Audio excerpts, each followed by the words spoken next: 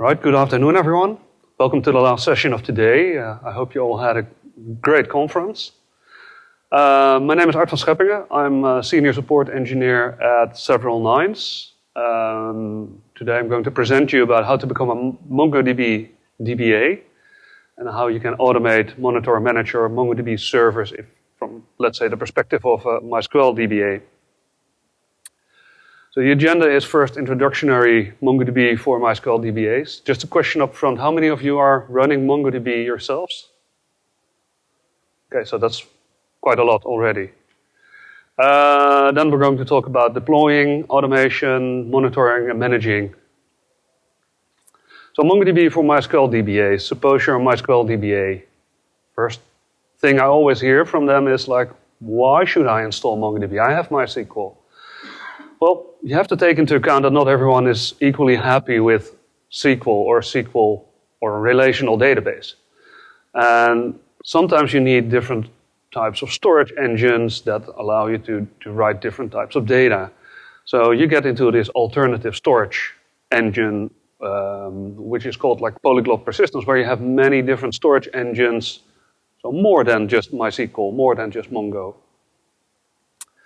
And you can make an analogy with this picture, like does a command printer only use one single tool, big hammer, to hammer whatever is in there? You can use a hammer for everything, to be honest. You can just even unscrew stuff using a hammer, but you know, it's not going to be a very nice piece of carpentry.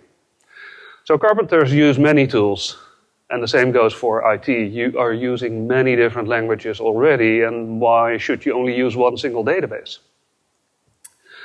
So if you look at Monoglot Persistence, is basically reflecting that. You have many different applications in a services-oriented architecture, and you're trying to store everything into MongoDB, while you actually have MongoDB into MySQL, while you actually have different storage needs.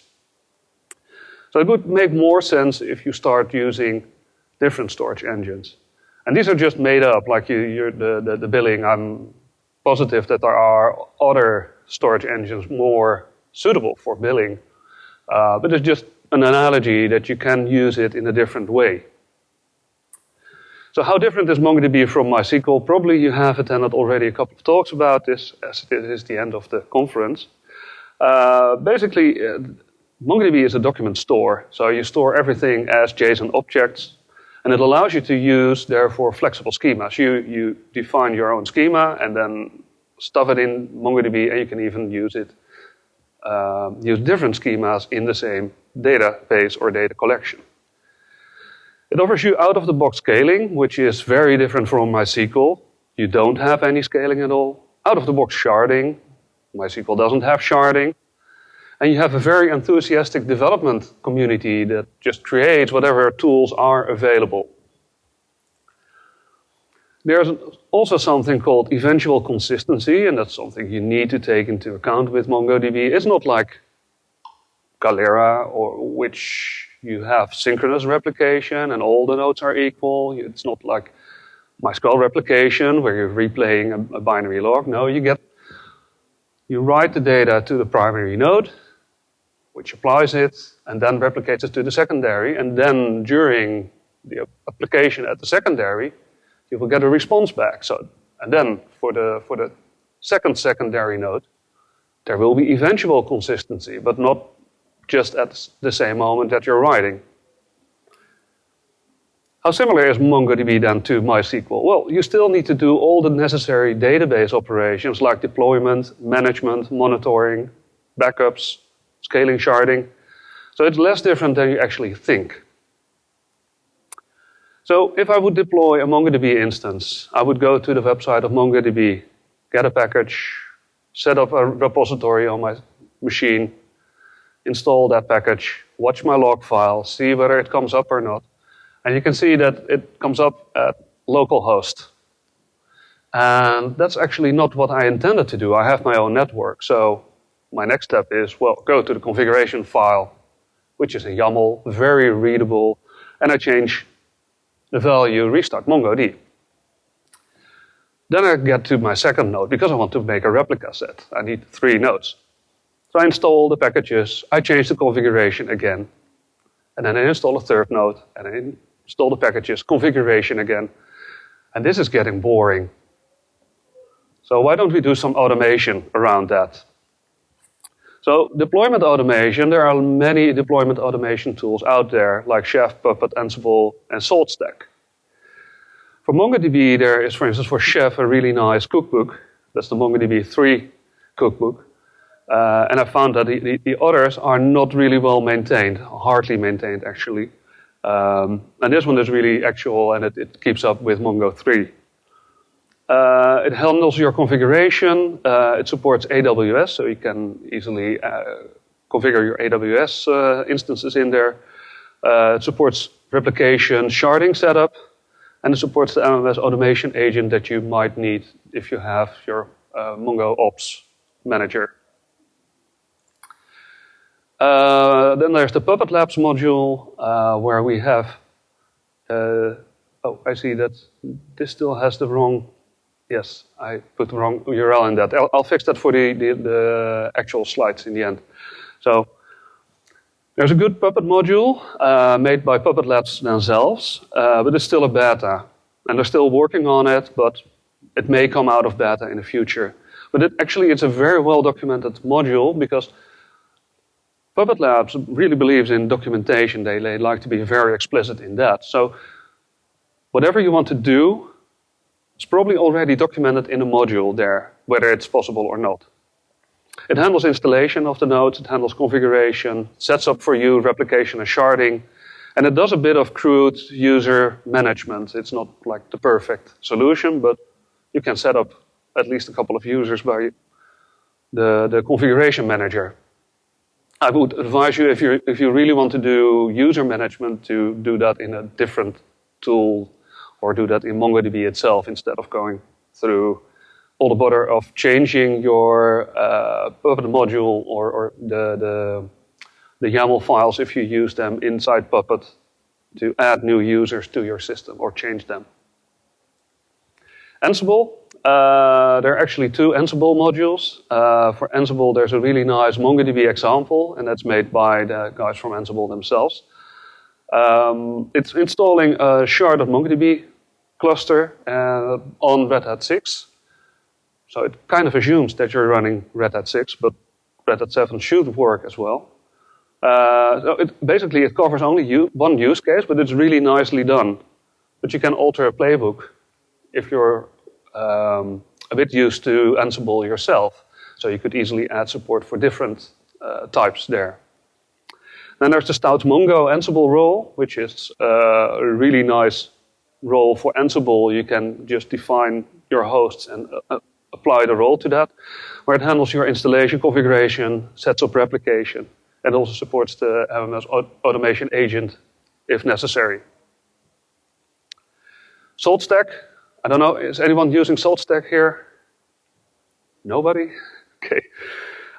If you need it, it's there. It handles most of the important things. Now, monitoring and trending, that's like the next step after you have deployed your topology. So suppose you have just installed a sharded environment. What are you going to do? Well, you want to monitor it. You want to keep an eye on it. And this slide basically says everything. So we just copy it because it's like easier to show what could happen if you are not monitoring your systems. This applies to both monitoring and trending. I'll explain the difference between the two. So flying in the dark, in a plane with an eye mask in a thunderstorm, and your wing is on fire, but you don't see anything happening, and all of a sudden you crash into the ground. It's like that with monitoring. Set up your monitoring correctly. Monitoring versus trending, we make a difference at Severalnines between the two. Monitoring is basically watching over your system, see if they are healthy, and alert you if something is not okay. Well, trending actually is often referred to as performance monitoring, where you want to keep insight into your system internals, you want to get all the metrics in there, you want to plot all sorts of trends, and then foresee the future. So those two are really different from each other because from the first one you can clearly get like a PagerDuty alert. From the second one, that's a lot harder. If you're going to monitor MongoDB, you want to monitor the availability of the nodes in your cluster because it's. But do a bit more than just opening up a connection to your Mongo system and then assume everything is fine, because it may actually be not that fine or nearing a meltdown. So you want to actually look at the status of the nodes in your cluster, see how well they're faring, test if you can read-write in there, which is like a very good test whether to see you write into one node, read in the other node, see if it's becoming consistent. Open up some essential databases and collections within Mongo and see if they are there, because if they're not there, then something is wrong. A very good one is keep an eye on the replication lag. Replication is really something you should, well, not be afraid of, but keep an eye open on, because in the case of Mongo, if you're starting to write a lot to MongoDB, you remember the picture earlier where you had the eventual consistency. The secondary node, which receives like the written data, actually stores the change into the oplog. And this oplog is keeping track of all the transactions that still need to be applied. And if you are writing in a very fast pace and the replication cannot keep up, your oplog will be too large. And you might want to increase it, because the default size is set automatically on the system to, I think, 5% of the disk size. You want to check your full topology also. So if you're only checking like 2 machines out of 3, that will not do. You have to look at all 3 of them. Especially within MongoDB, if your 2 secondary nodes are gone, the primary will be gone automatically as well. And that has to do with the eventual consistency. You cannot write anymore to your primary. So monitoring tools that you can use. Most of you probably have Nagios and Zabbix. There are some subscription-based monitoring tools out there as well. MongoDB offers the Cloud Manager. The Cloud Manager is a paid tool, but you can sign up for a 30-day trial. There's Vivid Cortex, also subscription-based.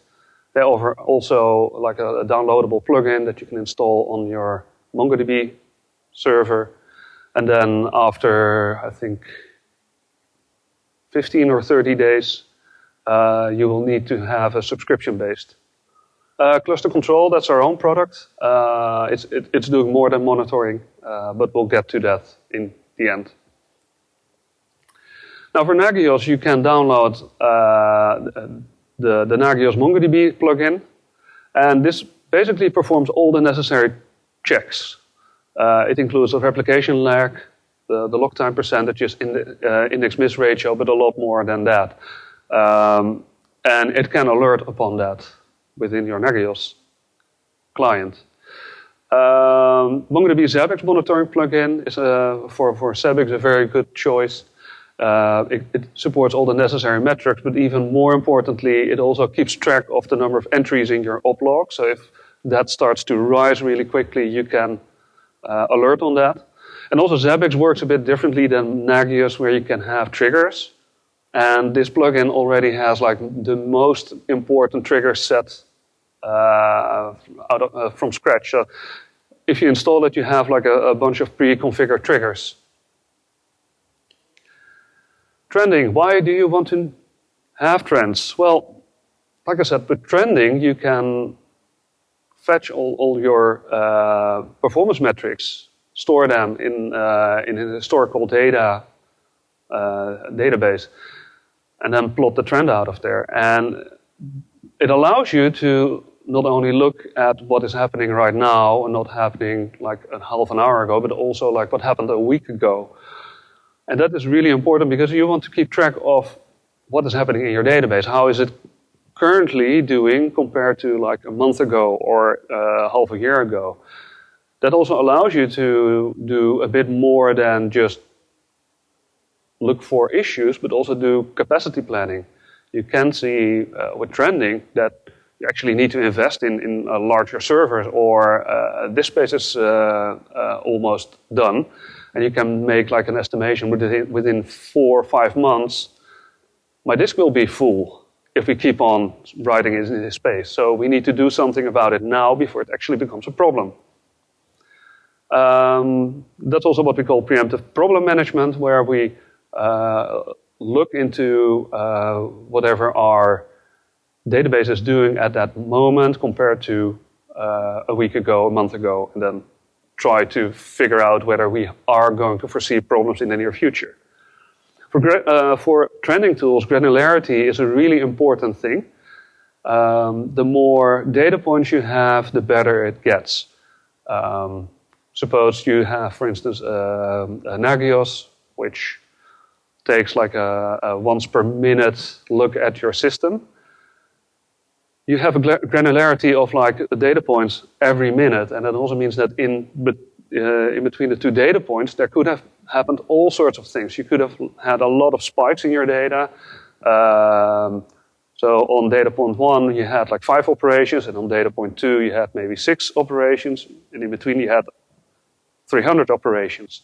And then within the trending, you only see like a line between 0.5 and 0.6, and not the bump that came in between. So you want more data points. What metrics should you store? For MongoDB, it's almost similar as MySQL. You want to know what is the CPU doing, what is the memory doing, what is my I/O capacity, and how far have I used it already, how much disk space do I still have. That's all the same. You have to look at the same parameters. And it also has similar patterns, even though MongoDB is a different data store and it is less I/O heavy when you're really writing a lot of data to it. But it's still something you need to take into account, that your I/O has a certain capacity, and if you're nearing the threshold, everything will come to a grinding halt, just like you're used to with MySQL.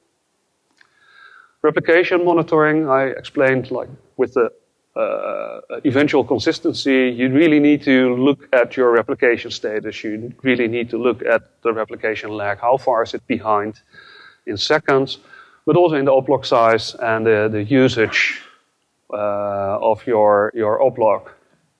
So you want to trend those things to ensure that you will have enough capacity left.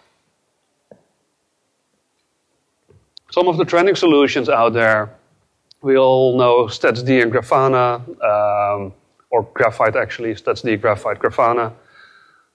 You can use Cacti, you can use Zabbix, they're all really good trending tools.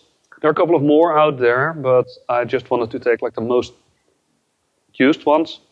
Then there are the subscription-based, named them before, MongoDB Cloud Manager, Vivid Cortex, and ClusterControl. So for Cacti, there is this nice thing called the Percona MongoDB monitoring templates, similar to the MySQL templates that they provided you with. And they're really good. They have been developed by Percona, who is like a company doing consultancy of MongoDB, and they really know what to look for in MongoDB. So you should check it out if you're willing to run Cacti. Just a couple of examples of the graphs. Management, that's the next part. So now we have covered deployment, monitoring. Next, managing. We're in trouble. What are we going to do? Well, for management, I think I skipped a slide here, but I'll continue. So within management, we also have like, we need to create backups to ensure that if we are in trouble, we can restore whatever we had. Similar to MySQL, you have logical backups where you create a dump of your data. For MongoDB, you also have physical backups where you basically copy the file system or copy files from your system. So logical backups, we have mongodump, MongoDB Backup, and MongoB. MongoDump is basically the equivalent of MySQL dump for MongoDB, where you dump everything in the format basin. And MongoDB is the one that provides you this tool, and it works really well. However, you need to do a lot of wrapping around it. So if you want to do automated backups, if you want to test them later onwards, you have to do a lot of scripting. So it's just like MySQL dump, an executable that you can use to make a dump. MongoDB Backup, it's a Node.js package, really nice way of making backups because it's both CLI and API. And what you can do with this, basically it's Node.js connecting to MongoDB and allowing you to grab, for instance, a collection or a database. And you can stream your backups from this solution to your node, or you can tell it to write to a file. And the nice part is the API. If you have maybe a nice question, how many of you actually have, like, for instance, a chatbot? Nobody's using a chatbot in their company? So suppose we have a chatbot in your company, or maybe I should rephrase the question. How many of you are using a chat client in your company like Slack, Flowdoc, or Campfire? So that's quite a lot. You can integrate a chatbot into Slack or HipChat or Campfire or all these chat providers do allow you to integrate a chatbot. And what you can do then is within a chat, you can talk to the bot and tell it to do a backup. And especially since I think ubot is like the most frequently used bot in database land, it's written in Node.js and you can immediately integrate it with this tool. So those are nice things if you'd like to do workflow automation. Logical backups, MongoB. MongoB is a Python-based CLI tool that allows you to write data to disk using the BZ2 target, or write to another MongoDB instance, which just copies the data. And you can copy data between collections.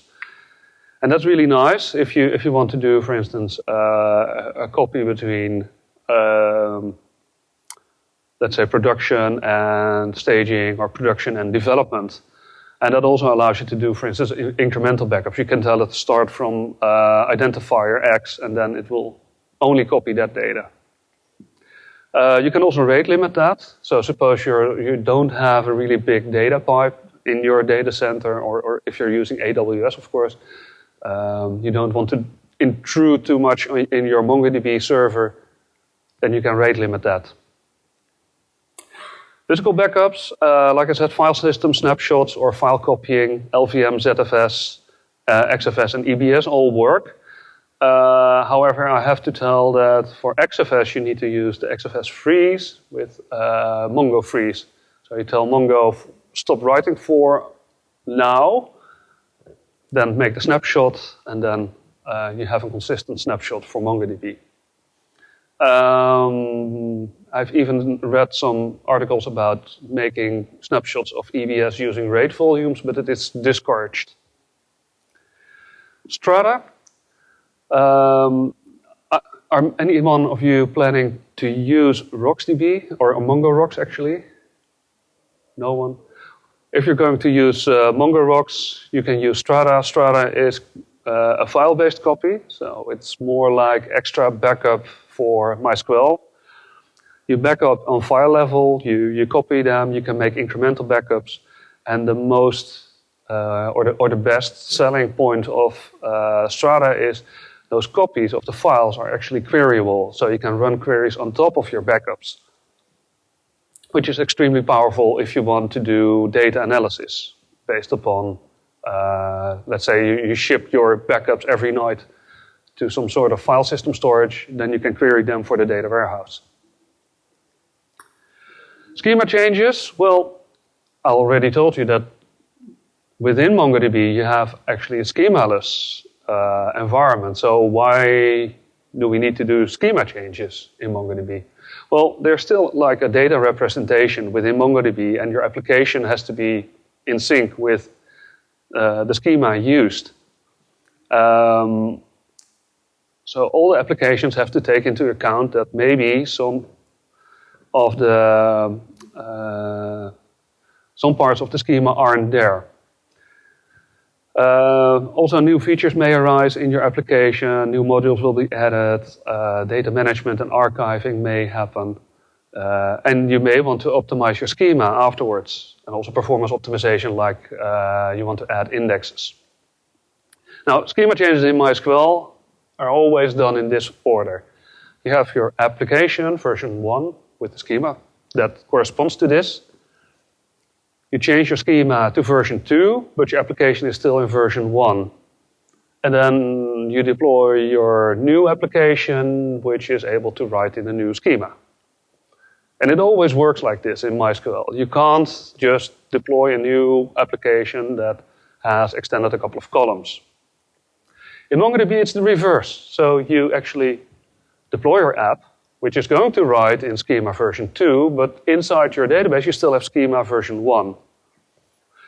That also means that you have a mixed schema, and that could also mean that if you deploy application version 3, you have 3 versions of your schema present, which not always is the preferred method. So that's also why I'm going to talk about schema management for MongoDB. So we have the Meteor 2 collection, which is like a framework for MongoDB for the application to write to MongoDB, where you define your schema up front, and it always ensures that it gets written according to the schema that's at that moment in your application. Why do you want to do that? Well, you may want to ensure that maybe someone found an exploit in your application and is going to dump a lot of data in there. Or they could, for instance, read sensitive information there. So you want to ensure that your schema is going to be exactly the same as the one that you have in your application.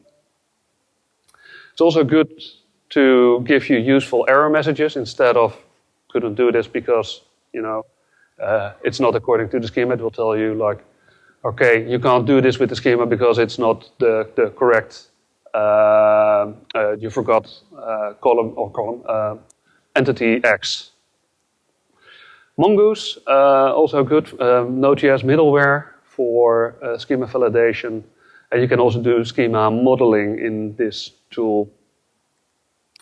Then there's something called the Schema Analyzer, which is a really nice one to analyze the present schemas that you have.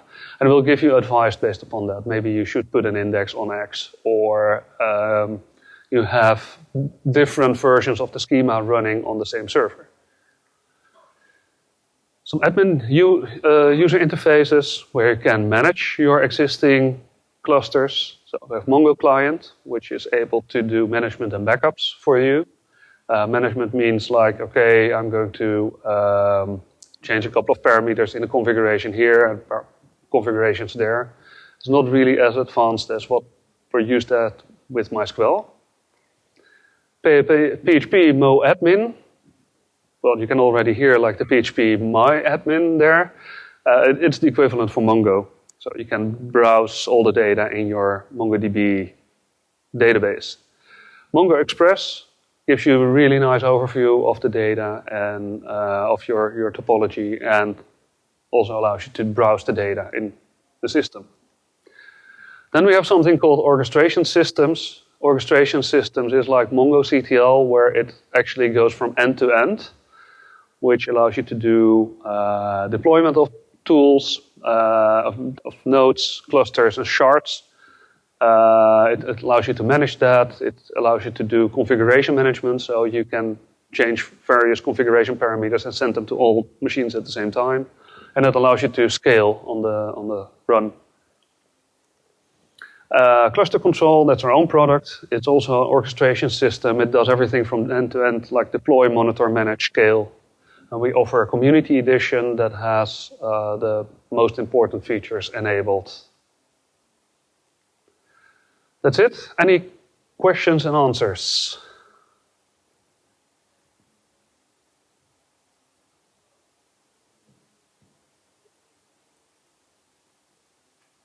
All right. I bet it's the last talk of the conference. Everyone is tired. Thank you very much.